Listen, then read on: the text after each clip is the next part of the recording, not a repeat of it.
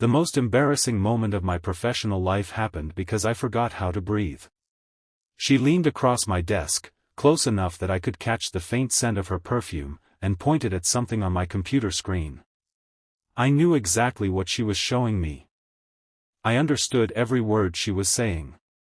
But somehow, my brain had stopped processing language. Then she noticed my expression, slowly lifted one eyebrow, and grinned.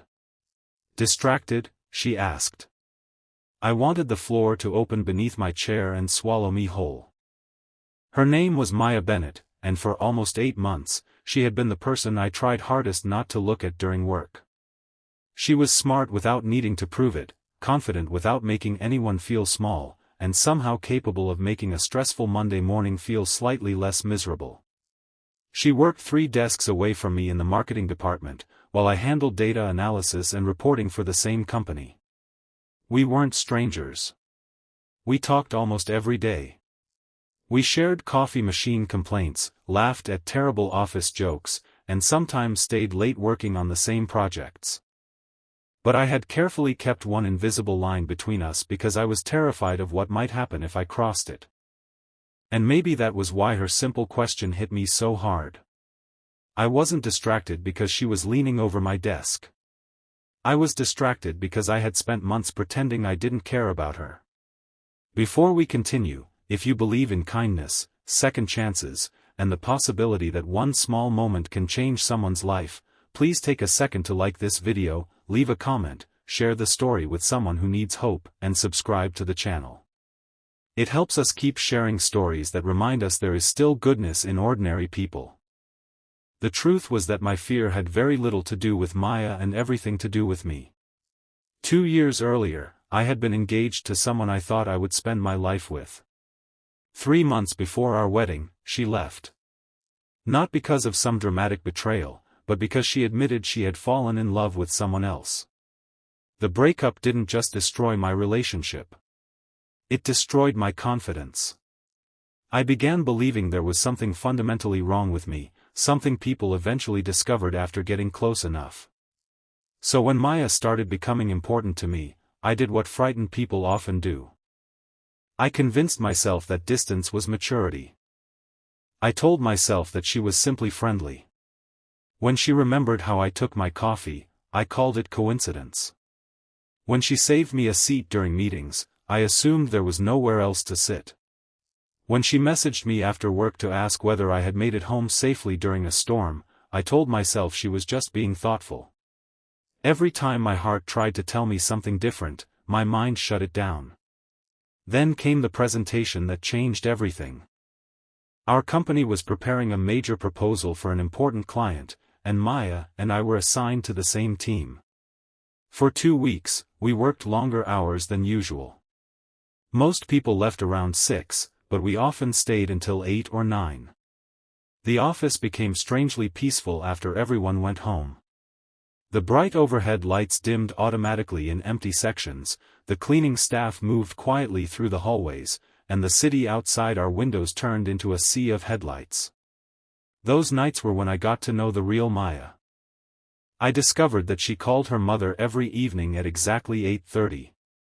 I learned that she carried an old photograph of her father inside her wallet. I learned that she hated thunderstorms because her childhood home had once flooded during a storm. And I learned that beneath all her confidence was someone who worried constantly about being abandoned. One night, while we were eating takeout at our desks, she told me about her father. He had passed away when she was 22, leaving behind unpaid bills and a family that didn't know how to continue without him. Maya had taken a second job, helped her mother recover financially, and delayed her own dreams for several years. She said she didn't regret it, but I could hear the exhaustion in her voice. I realized then that the woman I thought had everything together was carrying invisible scars too. Maybe that's why I finally started opening up. I told her about my failed engagement. I told her how it had changed the way I saw myself. I admitted that sometimes I avoided people because I was afraid they would eventually realize I wasn't worth staying for. Maya didn't laugh. She didn't offer some empty motivational speech. She simply looked at me for a long moment and said that being left by someone didn't mean I was unworthy of being loved.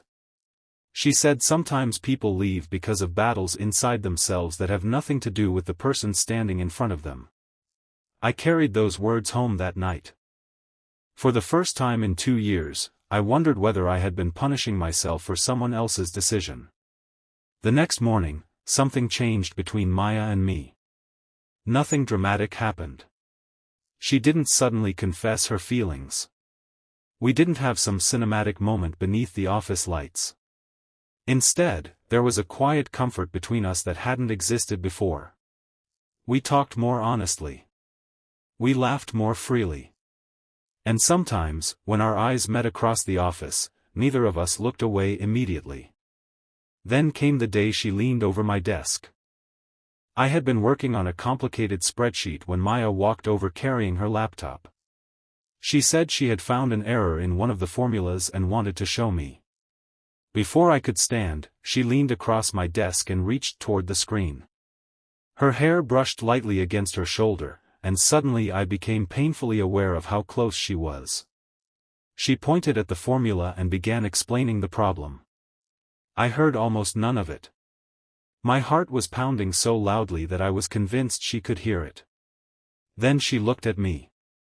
Her eyes moved from the screen to my face, and the smallest smile appeared.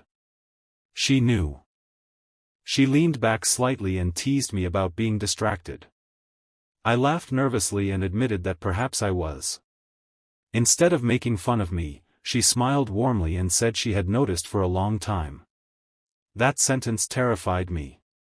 I asked what she meant, and she simply told me that she had noticed the way I looked at her when I thought she wasn't watching. She said she had noticed how quickly I changed the subject whenever someone joked about us. She said she had noticed how I always found an excuse to help her with things she could easily do herself. Then her expression became serious. She told me she had wondered whether I was afraid. I couldn't deny it. For once, I didn't hide behind a joke. I told her I was terrified of losing the friendship we had built. I told her that I didn't know how to trust my own feelings anymore. Most importantly, I told her that I didn't want to become another disappointment in her life. Maya looked at me with an expression I would never forget. She said she wasn't asking me to promise forever. She wasn't asking me to become someone else. She simply wanted me to stop deciding for both of us what would make her happy. Those words broke something open inside me. For years, I had thought love meant certainty. I thought you had to know where everything was going before you took the first step. But sitting there with Maya, I realized maybe love wasn't about knowing the ending. Maybe it was about having enough courage to begin. We didn't immediately start dating. We took our time. We had coffee outside work. We walked through the park after long days. We talked about our fears, our families, our failures, and the dreams we'd quietly put aside. There were awkward moments. There were misunderstandings. There were days when my old insecurities returned and whispered that I should run before she had the chance to leave. But Maya never demanded perfection from me. She demanded honesty. And slowly, I learned to give it. 6 months later, the client presentation that had brought us together became the biggest success our department had seen that year. Our team celebrated at a small restaurant downtown. Everyone raised glasses, laughed, and talked about promotions and bonuses. But I barely remember any of it. What I remember is Maya sitting across from me, smiling while everyone else celebrated. I remember realizing that I wasn't afraid anymore. Not because I knew she would never leave. But because I had finally understood that even if life didn't guarantee forever, that didn't mean I should refuse to experience something beautiful today. That night, as we walked home beneath the city lights, Maya reached for my hand. I held hers. There was no dramatic confession. No grand speech. Just two people who had spent years carrying invisible wounds finally deciding they didn't have to carry them alone. And that was when I understood something that changed my life. Sometimes the person who changes your world doesn't arrive with fireworks. Sometimes they sit 3 desks away. Sometimes they borrow your stapler. Sometimes they tease you when you're obviously nervous. Sometimes they lean over your desk to show you something on a computer screen, and in that tiny moment, they accidentally reveal that they've been paying attention all along. The greatest risk I had taken wasn't falling in love with Maya. It was allowing myself to believe I deserved another chance at happiness. And sometimes, that's where healing begins. If this story touched your heart, please like the video, share it with someone who may be afraid to open their heart again, and subscribe to the channel.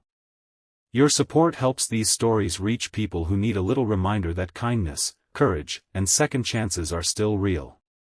And before the story ends, I want you to leave a comment with just one word: second chance. Maybe someone reading your comment today needs to believe that their story isn't over yet. Because the truth is, we all carry moments we wish we could erase. We all have wounds that make us afraid to try again. But life doesn't always ask us to forget what happened. Sometimes it simply asks us not to let what happened decide what happens next. I spent 2 years believing my heart had become something fragile that needed protection. Maya taught me it was something worth opening. And somewhere between an ordinary office desk, an awkward smile, and one playful question about being distracted, I stopped waiting for life to prove that I wouldn't get hurt again. I started living. And for the first time in a very long time, I wasn't afraid of what might happen next.